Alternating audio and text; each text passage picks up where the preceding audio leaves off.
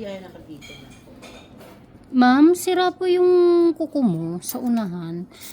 Yan po ay hindi pantay yung cutting yan. Parang magkakaroon po siya ng Ako cut kasi sa gitna. hindi ko abot eh. Hindi, ibig sabihin po ma'am, sira siya. So, isasagad ko siya pero may tatanggalin pa po ako banda rito kasi ang ano pa mababa pa po yung ano niya, yung sira.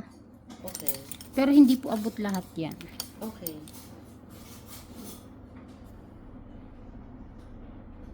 Hindi naman fungus siya, no? Fungus siya ma'am. Fungus siya. Iba-iba lang po ang klase ng fungus natin. Meron na po yung infect, yun po yung may amoy.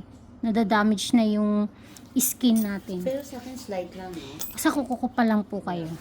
Kaya maagapan niyo pa po yun, ma'am.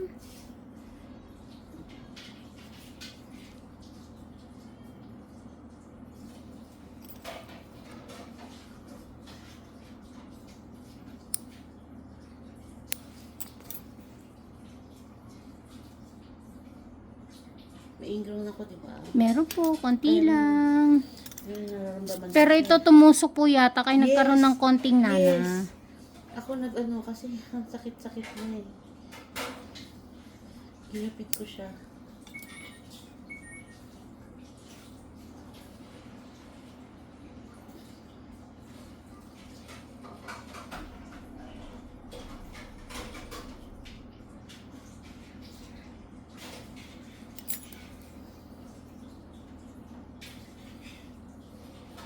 Marami din ba dry skin? Sakto lang, ewan ko sa kabila.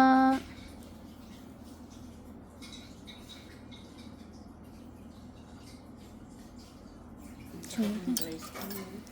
nararamdaman mo yung push ko, ma'am? Opo. Opo. Kasi madikit po. Yan, no? Dry skin yan. Yeah. Sorry po, pero wala po siyang ano, ma'am, ha? Oh, wala siyang, hindi siya madugo. Madikit lang po talaga siya. Oh. At least hindi dudugo. Opo.